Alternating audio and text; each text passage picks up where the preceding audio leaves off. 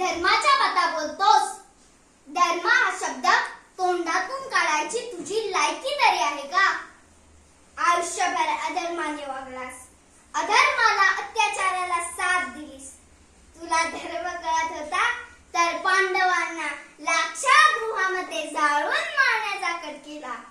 भीमाला विषाचे लाडू खायला देऊन पाण्यात बुडून मारण्याचा प्रयत्न केला.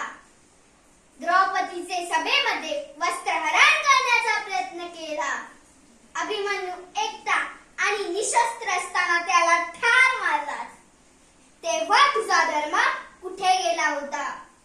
कळलं? लक्षात ठेव. धर्म त्याचे रक्षण करतो ज्याने धर्माचे रक्षण केले आहे. धर्मो रक्षति रक्षितः. आपल्या चलतीच्या काळात जो धर्माकडे दुर्लक्ष करतो त्याच्या परतीच्या काळात धर्म सुद्धा